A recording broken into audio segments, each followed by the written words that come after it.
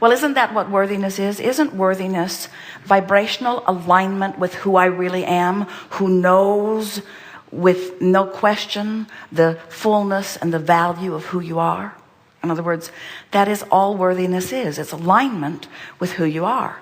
A feeling of unworthiness is some deviation of that, period. So think about the kind of thoughts you are thinking when you feel unworthy. Give us a statement that someone might make in the midst of feeling not worthy. I'm not good enough. So that's bogus, because the source within you knows differently.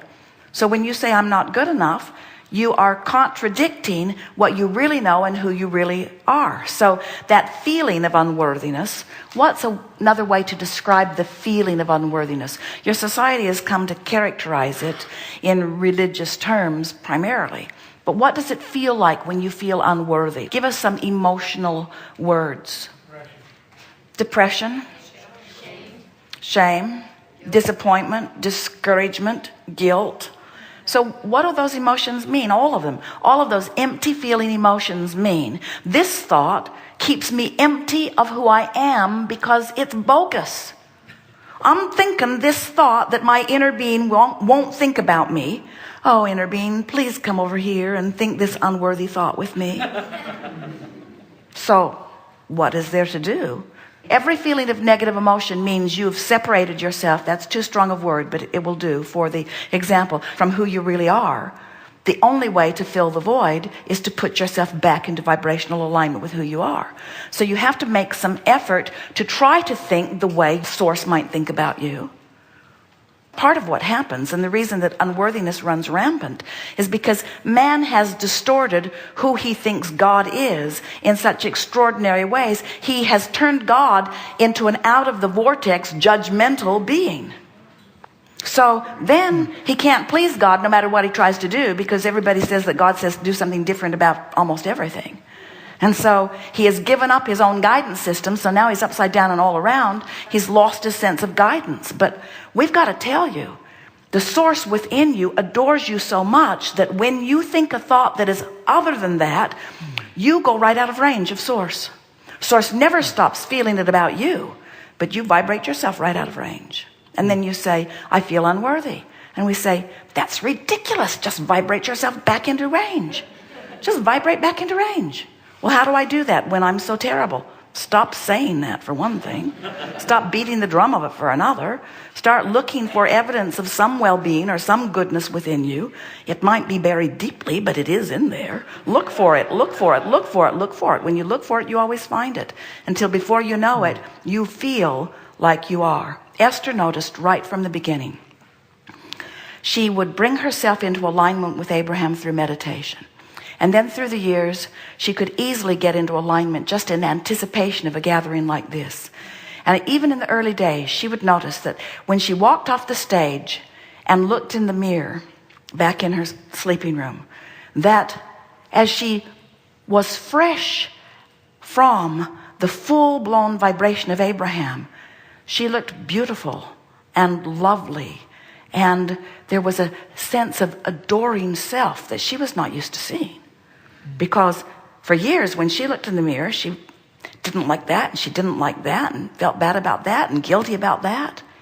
She remembers looking at pictures of herself as a child, and then looking at pictures of herself later after she was a sinner, and wishing that she could go back to that look instead of that look. In other words, you train yourself to stop loving yourself. But when you see anything through the eyes of Source, you train yourself back into alignment. So we've noticed, since most of you have been very hard on yourselves for quite a long time, that it doesn't matter who the object of your attention is while you are loving. When you love, you're in the vortex. So find a child and love them, and in the vortex you'll go. Find a dog and love him, and in the vortex you'll go. Find a flower and appreciate it, and in the vortex you'll go. And once you have shown yourself what a lover you can be, then you can begin turning that lens of love toward yourself. Now, in the beginning, you love a child, and in you love your mother maybe, and in you are. You love those people who are easy to love. Esther was telling Jerry, she was making a list of the easy people in her life. Easy to love. That one's so easy to love. That one's so easy to love. That one's so easy to love. Not that one, but that one's so easy to love. That one's so easy to love. So as you look at those that are easy to love, and you're in the vortex now, from inside the vortex, you know what we mean by that, yes, from that vibrational attitude. Now think about yourself. And probably in the beginning, the vortex will just spit you out, because you've got different ideas, different beliefs about yourself. But if you want to be in the vortex enough, you'll get back in. So you think of something that gets you in, and then you introduce things that throw you out. And then you think of something that gets you in, and then you introduce things that throw you out. And before you know it, you will have established a vibration, a stable vibration of love. And when you do, you'll love others. You'll see the best in things. You'll be a vibrational match to what is love. And anything out there that is having an out of the vortex moment, and a lot of people are, they won't be part of your experience. You didn't come to not love yourself because it was your nature. You came to not love yourself because you were seeking approval or appreciation from out of the vortex people. In other words, if everybody you knew was in the vortex, you would never be trained out of it. Because they'd teach you what they know. They'd teach you love, and they'd teach you appreciation. They would never guide you from the errors you had made. They would always guide you from the things that you have done that are pleasing to you. But when someone's out of the vortex, I don't like your behavior, and I want you to stop doing that. And don't you know you're going to be out there in the real world, and you need to behave differently than you're behaving? That out of the vortex person is asking you to modify your behavior to please them who is out of the vortex. It's no wonder you lose your sense of guidance, you see.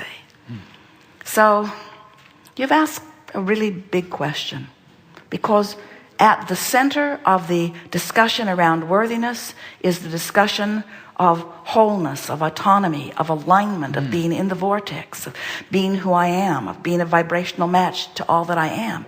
Every emotion is about that relationship with that wholeness or that worthiness.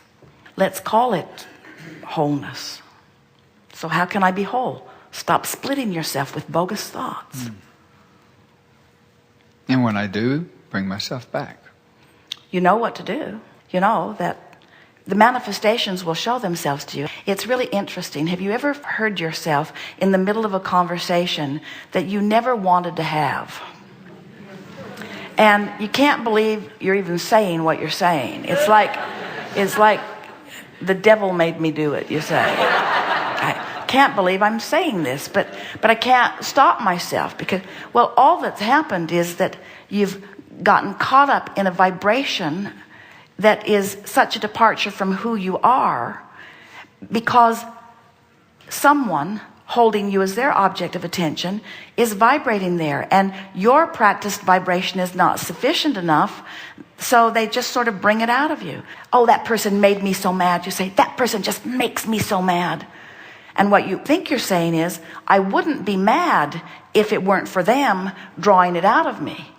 And we say, they couldn't draw it out of you if it wasn't vibrationally present. It might not be extremely active, but it's got to be vibrationally present, or they wouldn't draw it out of you.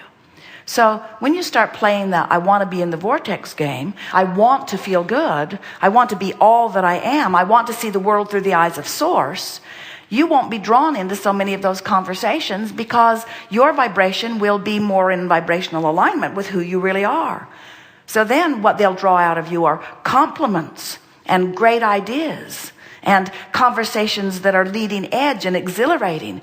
Then what they'll draw out of you is laughter and funny jokes and clever movements and motions and coordination and cooperation and gay abandon. In other words, it'll be the best drunken party you ever had, because you'll be in alignment. That's why so many of the parties need to be drunken parties.